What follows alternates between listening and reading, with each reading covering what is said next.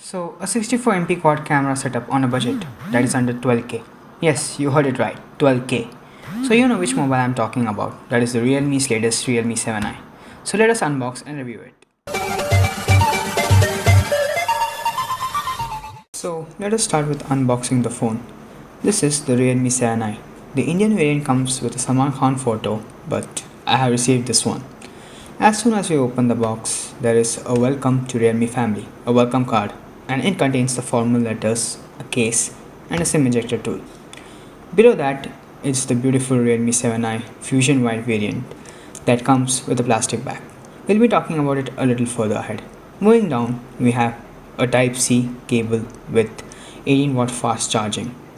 So that's all with the inbox contents. And now we'll be moving forward with the specs of the phone. So, talking about the phone, what makes it so special other than the 64 MP quad camera that they have been advertising for quite long? Starting with the specifications, that is the internals, it is powered by Qualcomm Snapdragon 662. But if we compare it with the Realme 6i, the previous model, it was powered by MediaTek G90T. So we can see that the processor has been degraded. So is this chipset justified for the phone? We will see it ahead in the video. Now we are talking about the RAM variants. It comes with 4GB plus 64GB and 4GB plus 128GB. There is no 6GB variant, so it's quite decent for the price. As the Realme 6i starting price was 14k and the Realme 7i starting price is 12k. Since we observed that there is a price drop, there are a few degradations because the motor of the phone is completely different. This time, it's for camera purpose, which I'll be explaining ahead. So, the 64 MP sensor is not that powerful for a high-end photography, but for the price, it's justified, as they are charging us only 12k. So, the phone comes with a 64 MP primary camera, an 8 MP ultra-wide camera, and a 2 MP black and white sensor, which is a replacement of a depth sensor, which I feel is quite useless sensor, and a 2 MP macro camera. So for the budget of 12k, we are getting an 64 MP quad camera setup. Since it has an ultra-wide camera, they have given a mode called UIS. The purpose of this sensor is that the video quality won't be that great with the primary sensor. If I elaborate, the video will be quite shaky when taken. So using this ultra-wide sensor, we can use the ultra image stabilization. This was first available on the Realme's high-end phones only, and to be frank, it's quite a superb feature.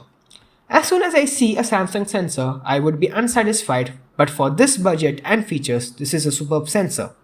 Now, talking about the display, it comes with a 6.5-inch screen with a 90Hz display under 12K, damn, with an IPS LCD Full HD Plus panel at 720p. This is a bold decision by Realme as they hesitated to give the 90Hz on Realme 6i, but it has come with the Realme 7i. I mean, who would think of owning a 90Hz display on a phone at just 12k? Now, moving ahead with the selfie camera. It is a 16 MP sensor with Sony IMX471, and it's a superb sensor which has been used in a lot of high-end variants by Realme. So there is no doubt for a perfect selfie.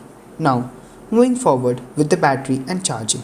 So the phone comes with a 5000 mAh battery, which is common now for most budget phones in the market, but you can have an all-day battery life for gaming, photography, etc. Now, let's talk about the charging. The phone comes with an 18-watt fast charging, which is quite decent charger for the price. So that's all with the specs of the phone. Now, let's talk about the pros and cons of the phone.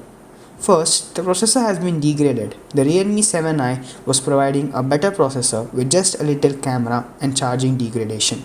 Therefore, the Realme 7i feels like a junior in terms of processor to the Realme 6i. So, you may be thinking that Snapdragon 662 is a weaker processor than the Snapdragon 665, but it's not like that. Both the processor Snapdragon 662 and the Snapdragon 665 chipset have almost the same performance. But when we compare with the Realme 6i chipset, that is the MediaTek G90T, the G90T is an absolute winner as it has the same performance compared to Snapdragon 730G chipset. So you may ask, what's the difference between Snapdragon 662 and the 730G? Well, In between them, we have the Snapdragon 665, 670, 675, 710, 712, 720G, 730, and then finally the Snapdragon 730G chipset. So you can understand how powerful is the MediaTek G90T. So as I have already told, the Snapdragon 730G is equivalent to MediaTek G90T. So if you want a powerful chipset, then Realme 6i is the best option. Now, the reason for degradation is that they have spent the resources towards the camera, and another reason is that they have given the phone for 12K, so it's quite justified. So that's all with the performance. When we are talking about the charge, there is a really great difference between the Realme 6i and the Realme 7i, and that is the Realme 6i was provided with a 20-watt fast charging, so the phone is going to charge super fast within minutes. But the Realme 7i comes with an 18-watt fast charging, so that's 2 watts slow, but that really doesn't make a huge difference, but adds another degradation to the Realme 7i. But again, considering the price of the Realme 7i, it's quite justified. But if you ask my opinion, I would really not recommend it for people looking for processor speed. But the people who are into mobile photography, video shooting with a cinematic mode, I would really recommend it to you. So, you got the 64MP quad camera setup, a monster 5000 mAh battery, and a 90Hz refresh rate. It's quite a killer phone, I would say, provided the price is just 12K. So, that's all with this video, guys. If you like the video, please subscribe and hit the bell icon for the latest technology tips, reviews, and unboxing. And we will see you in the next one.